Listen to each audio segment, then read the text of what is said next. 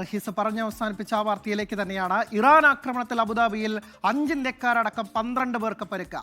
ബഹ്റൈനിലും കുവൈറ്റിലും Iran ആക്രമണം ശക്തമാക്കി. കുവൈറ്റിലെ എണ്ണ ശുദ്ധീകരണശാലയിൽ ഡ്രോൺ ആക്രമണം ഉണ്ടായി. സുരക്ഷാ മുൻകരുതലിന്റെ ഭാഗമായി ദുബായിലെ ക്രൈസ്തവ ദേവാലയങ്ങളിൽ ദുഃഖവെള്ളി തിരുകർമ്മങ്ങൾ ഒഴിവാക്കി.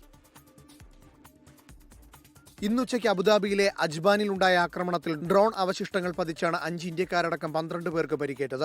ഇതോടെ ആക്രമണത്തിൽ ഇതുവരെ പരിക്കേറ്റവരുടെ എണ്ണം 200 കടന്നു. ആക്രമണത്തിൽ അജ്ബാൻ ഗ്യാസ് കേന്ദ്രത്തിന് തീപിടിച്ചു.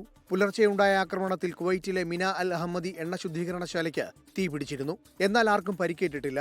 എണ്ണ ചോർച്ച ഉണ്ടായിട്ടില്ലെന്നാണ് വിവരം. ബഹ്റൈനിലെ ആമസോൺ ക്ലൗഡ് കമ്പ്യൂട്ടിംഗ് കേന്ദ്രത്തിന് നേരെ ഇറാന്റെ മിസൈൽ ആക്രമണമുണ്ടായി. ആമസോണിന്റെ ക്ലൗഡ് പ്രവർത്തനങ്ങളെ ഇത് സാരമായി ബാധിച്ചതായാണ് റിപ്പോർട്ടുകൾ.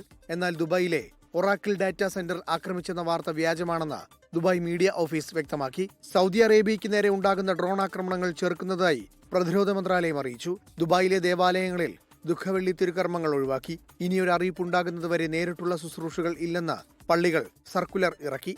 ജബൽ അലിയിലെ ഹിന്ദു ക്ഷേത്രം താത്കാലികമായി അടച്ചെന്ന് അധികൃതർ അറിയിച്ചു. ഗുരുനാനാക്ക് ദർബാർ ഗുരുദ്വാരയും ഇനിയൊരു അറിയിപ്പുണ്ടാകുന്നതുവരെ അടച്ചിടും. 24 ദുബായ്.